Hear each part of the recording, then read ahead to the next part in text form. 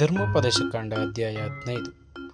7 ಸಂವತ್ಸರಗಳು ಕಳೆದ ನಂತರ ಬಡವರಿಗೆ ಬಿಡುಗಡೆಯಾಗಬೇಕು, ಏಕೆಂದರೆ ಯೆಹೋವನು ನೇಮಿಸಿದ ಬಿಡುಗಡೆಯ ಸಂವತ್ಸರವು ಬಂತೆಂದು ಪ್ರಕಟವಾದದ್ದರಿಂದ ಸಾಲ ಕೊಟ್ಟವನು ತೆಗೆದುಕೊಂಡವನಿಗೆ ಆ ಸಾಲವನ್ನು ಬಿಟ್ಟುಬಿಡಬೇಕು. ಅವನು ಸ್ವದೇಶದವನಿಗೆ ಕೊಟ್ಟ ಸಾಲವನ್ನು ಕೇಳಬಾರದು. ಅನ್ಯ ದೇಶದವರಿಗೆ ಕೊಟ್ಟ ಸಾಲವನ್ನು ಕೇಳಿ ತೆಗೆದುಕೊಳ್ಳಬಹುದೇ ಹೊರತು ಸ್ವದೇಶದವನಿಗೆ ಕೊಟ್ಟದ್ದನ್ನು ಕೇಳಕೂಡದು. ಆದರೆ ನೀವು ನಿಮ್ಮ ದೇವರಾದ ಯೆಹೋವನ ಮಾತಿಗೆ ಕಿವಿಗೊಟ್ಟು ನಾನು ಈಗ ನಿಮಗೆ ಬೋಧಿಸುವ ಈ ಧರ್ಮೋಪದೇಶವನ್ನೆಲ್ಲ ಅನುಸರಿಸಿದರೆ ಯೆಹೋವನು ತಾನು ನಿಮಗೆ ಸ್ವದೇಶವಾಗಿ ಕೊಡುವ ದೇಶದಲ್ಲಿ ನಿಮ್ಮನ್ನು ಅಭಿವೃದ್ಧಿಪಡಿಸುವುದರಿಂದ ನಿಮ್ಮಲ್ಲಿ ಬಡವರೇ ಇರುವುದಿಲ್ಲ.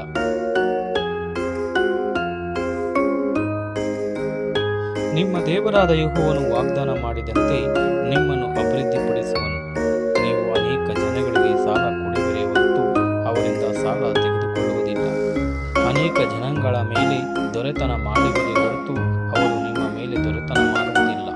ನಿಮ್ಮ ದೇವರಾದ ಯೆಹೋವನು ನಿಮಗೆ ಕೊಡುವ ದೇಶದ ಯಾವ ಊರಲ್ಲಿಯಾದರೂ ಸ್ವದೇಶದವನಾದ ಬಡವನು ಇದ್ದರೆ ನೀವು ಆ ಬಡ ಸಹೋದರನಿಗೆ ಮನಸ್ಸನ್ನು ಕಠಿಣ ಮಾಡಿಕೊಂಡು ಅವನಿಗೆ ಸಹಾಯ ಮಾಡದೇ ಇರಬಾರದು.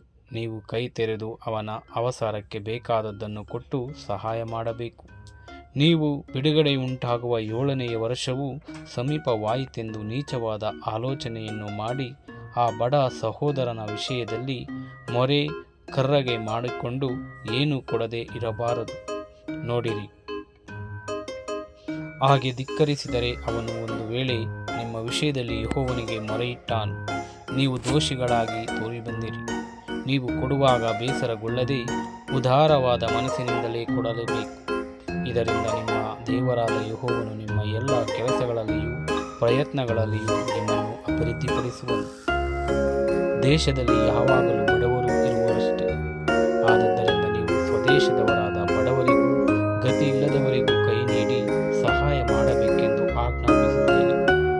ಸ್ವದೇಶದವರೊಳಗೆ ಯಾವ ಇಬ್ರಿಯ ಪುರುಷನಾಗಲಿ ಸ್ತ್ರೀಯಾಗಲಿ ನಿಮಗೆ ದಾಸರಾಗಿರುವುದಕ್ಕಾಗಿ ಮಾರಲ್ಪಡುವ ಪಕ್ಷಕ್ಕೆ ಅಂಥವರು 6 ವರ್ಷಗಳವರೆಗೂ ನಿಮ್ಮ ಸೇವೆ ಮಾಡಲಿ. 7ನೆಯ ವರ್ಷದಲ್ಲಿ ನೀವು ಅವರನ್ನು ಬಿಟ್ಟುಬಿಡಬೇಕು. ಬಿಡುವಾಗ ಬರಿಗೈಯಲ್ಲಿ ಕಳಿಸಿಬಿಡಬಾರದು. ನಿಮ್ಮ ದೇವರಾದ ಯೆಹೋವನು ನಿಮಗೆ ಅನುಗ್ರಹಿಸಿರುವ ಮೇರೆಗೆ ನಿಮಗಿರುವ ಆಡು ಕುರಿಗಳು, ದವಸ, ದ್ರಾಕ್ಷರಸ ಇವುಗಳಲ್ಲಿ ಉದಾರವಾಗಿ ಕೊಟ್ಟು ಕಳಿಸಿಬಿಡಬೇಕು. ಐಗುಪ್ತ ದೇಶದಲ್ಲಿ ನೀವೇ ದಾಸರಾಗಿರಲು ನಿಮ್ಮ ದೇವರಾದ ಯೆಹೋವನು ನಿಮ್ಮನ್ನು ಬಿಡುಗಡೆ ಮಾಡಿದ್ದಾನೆಂಬುದನ್ನು ಜ್ಞಾಪಕ ಮಾಡಿಕೊಳ್ಳಿರಿ. ಇದಕ್ಕೋಸ್ಕರವಾಗಿಯೇ ನಾನು ಈ ಆಜ್ಞೆಯನ್ನು ನಿಮಗೆ ಈಗ ಕೊಟ್ಟಿದ್ದೇನೆ.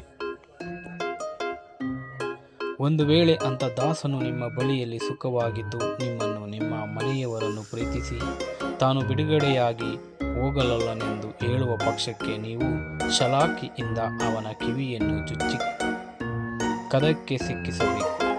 ಆ ದಿನ ಮೊದಲುಗೊಂಡು ಅವನು ನಿಮಗೆ ಶಾಶ್ವತ ದಾಸನಾಗಿರಬೇಕು.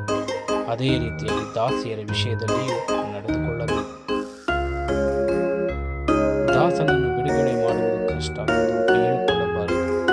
ಅವನು 6 ವರ್ಷಗಳು ನಿಮ್ಮ ದಾಸನಾಗಿದ್ದು ಕೂಲಿ ಆಳುಗಳಿಗಿಂತ 2ರಷ್ಟು ಪ್ರಯೋಜನವನ್ನು ಮಾಡಿದಾನಲ್ಲ. ನೀವು ಹೀಗೆ ನಡೆದುಕೊಂಡರೆ ನಿಮ್ಮ ದೇವರಾದ ಯೆಹೋವನು ನಿಮ್ಮ ಎಲ್ಲ ಪ್ರಯತ್ನಗಳನ್ನು ಸಫಲಗೊಳಿಸುವ. ದನಗಳಲ್ಲಿಯೂ ಆಡು ಕುರಿಗಳಲ್ಲಿಯೂ ಚೊಚ್ಚಲಾದ ಗಂಡನ್ನು ನಿಮ್ಮ ದೇವರಾದ ಯೆಹೋವನಿಗಾಗಿ ಪ್ರತಿಷ್ಠಿಸಬೇಕು. ಚೊಚ್ಚಲಾದ ಉಣ್ಣೆಯಿಂದ ಕೆಲಸ ಮಾಡಿಸಬಾರದು. ಚೊಚ್ಚಲಾದ ಕುರಿಯ ಉಣ್ಣೆಯನ್ನು ಕತ್ತರಿಸಬಾರದು. ಪ್ರತಿ ವರ್ಷದಲ್ಲಿ ನೀವು ನಿಮ್ಮ ಮನೆಯವರು ಅವುಗಳನ್ನು ನಿಮ್ಮ ದೇವರಾದ ಯೆಹೋವನು ಆದುಕೊಳ್ಳುವ ಸ್ಥಳದಲ್ಲಿ ಆತನ ಸನ್ನಿಧಿಯಲ್ಲಿ ಕೊಯ್ದು ತಿನ್ನಬೇಕು.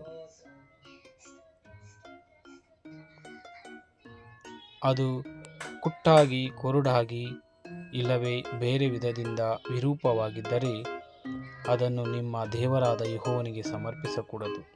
ಅದನ್ನು ನಿಮ್ಮ ಊರಲ್ಲೇ ತಿನ್ನಬೇಕು. ಶುದ್ಧರು, ಅಶುದ್ಧರು, ಜಿಂಕೆ ದುಪ್ಪಿಗಳ ಮಾಂಸವನ್ನು ತಿನ್ನುವ ಪ್ರಕಾರ ಇವುಗಳನ್ನು ತಿನ್ನಬಹುದು.